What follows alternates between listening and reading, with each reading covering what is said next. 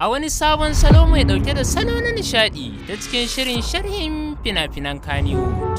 Ki dauke ni a matsayin yar uwa sannan kuma abokin zaman ki. Zargi a aure. Wallahi rusa aure. Kwata-kwata wannan zargin na kike dena. Kishi ai ba rediyo bane. Masana'antar Kannywood masana'anta ce mai sabon salo, musamman ma ta cikin shahararren kasaitaccen shirin ku.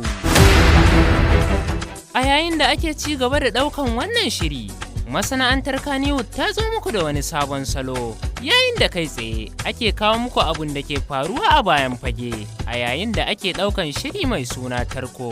Masana'antar Kannywood dai sun shahara wajen kawo muku sirrin fim ko kuma abin da ake kira bayan fage. Amma a 'yan shekarun baya-bayan nan, masana'antar Kannywood ta daina haska sirrin fina-finan da suke ɗauka. Sai dai a halin yanzu, a iya cewa waiwaye adon tafiya.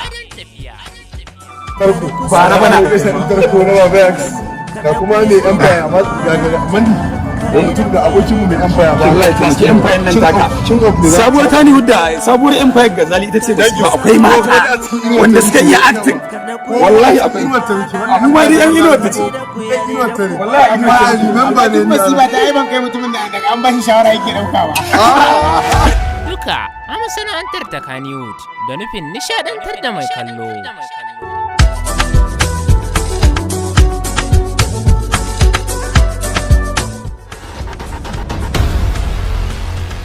Masu kallo in kun ji daɗin kallon wannan shiri, ku danna mana subscribe, sannan ku danna ƙararrawa domin kallon shirye-shirye a channel ɗin Ali Sura TV.